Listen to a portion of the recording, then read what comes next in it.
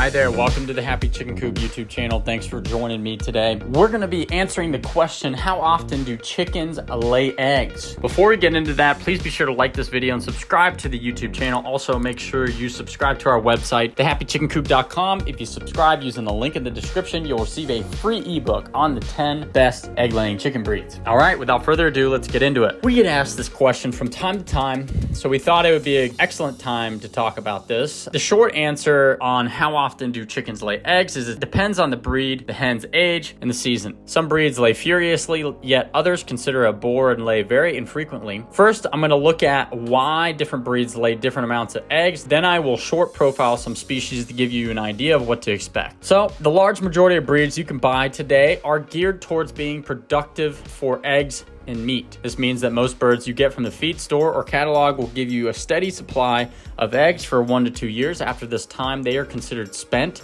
and industrial concerns will send them to slaughter. Chickens' egg-laying capabilities can be divided mainly into heritage and production. So what's the difference? Now, let's talk about production chickens' egg-laying. As the name implies, these birds are raised to produce a large amount of eggs over a short period. Certain other qualities of the bird were sacrificed, such as broodiness. After 2 years, they will continue to lay, but the amount will be significantly less. Now, let's explain heritage chicken egg-laying. Heritage hens are slower to start laying eggs and will not produce eggs as profusely as production hens. They tend to spread around the same amount of eggs overall, but over a more extended period between 3 to 5 years. The amount of time it takes for an egg to travel down the reproductive tract and be laid is a reasonable, consistent 25 to 27 hour period.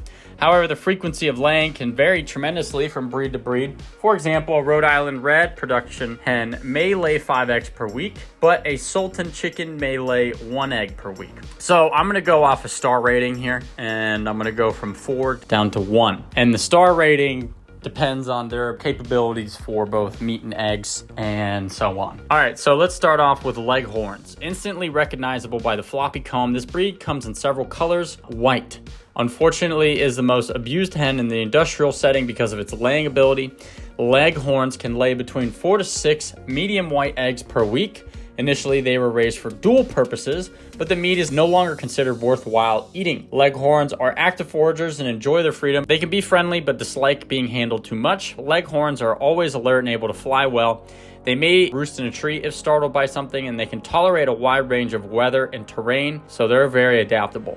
The second chicken that is in the 4-star rating is the Rhode Island Red, the powerhouse layer. Born and bred in the U.S., the Rhode Island Red was created in Rhode Island, where it has a monument to its success. The Rhode Island Red is a relatively common chicken for excellent reasons.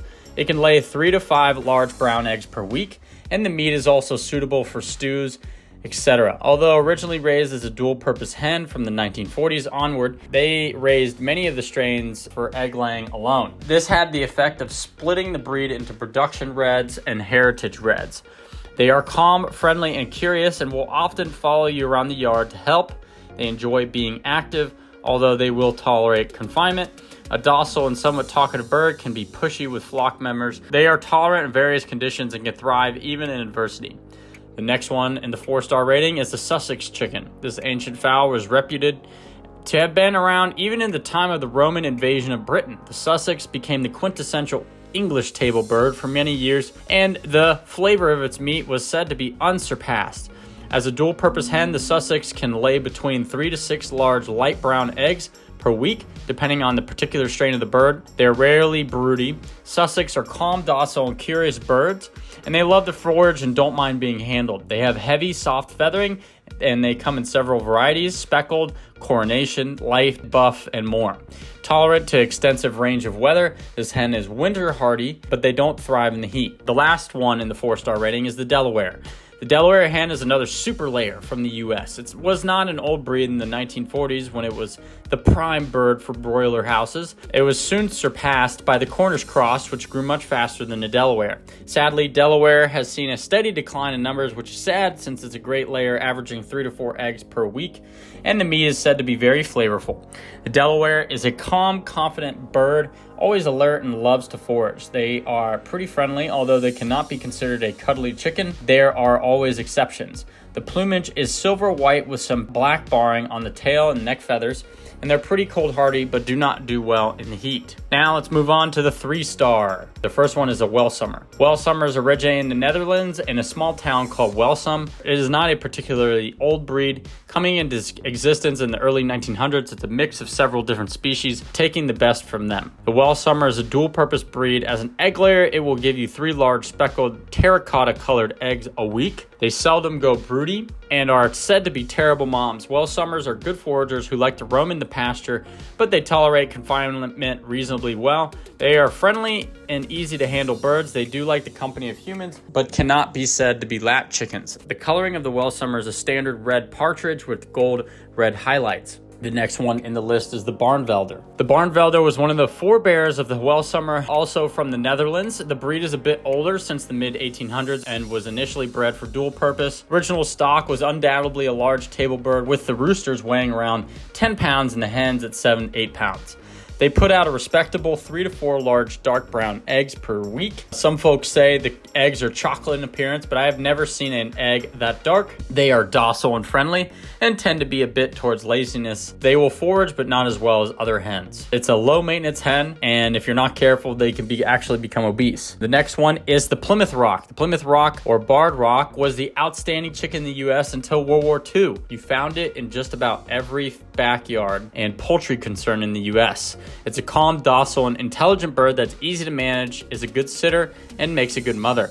Raised as a dual-purpose bird, the egg laying is a steady 4 large brown eggs per week. The hens will weigh around 7 to 8 pounds, making it good-sized table bird. The rock is tolerant of various temperatures, from cold to moderately hot, a great addition to any flock. Now let's move on to the 2 stars. The first one is the Java. Since Victorian times, the Java hen has been the base for countless new breeds. It was created in the US from several Asiatic breeds from around the mid-1800s. It was considered the second oldest US breed, the first being the Dominique. It was made as a dual-purpose bird, and the size reflects that. The roosters weigh around 9.5 pounds and the ladies 7.5 pounds. They will lay 3 medium-large brown eggs per week. They were listed as critical by the Livestock Conservancy until reasonably recently. Backyard keepers such as us became interested in this breed, and the bird has consequently moved to the lesser watch status. The breed is slowly growing, so it does not fit well with the modern poultry industry. The Java is friendly, docile, calm, and tolerates confinement well. The next one on the list is the Houdan. Houdan is an old and noble French bird known in the area before the 1700s. It was initially raised as dual purpose.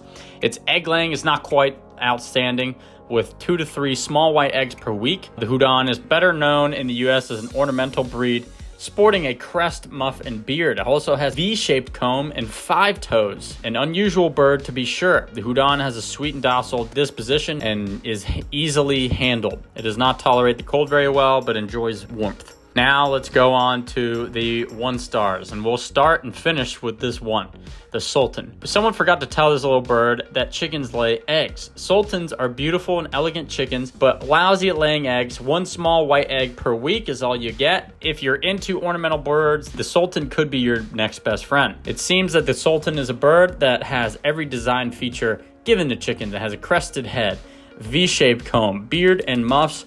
Legs and feet are feathered, and they have 5 toes. Tails are long, but not flowing like some Japanese birds. They are small birds weighing 4 pounds or so. There's also a bantam variety, and they are described as calm, docile, and friendly. So to summarize, there you have it. Many breeds to choose from. It's always important to ask the seller how many eggs you can expect and how long they will lay if you're interested in any of these birds.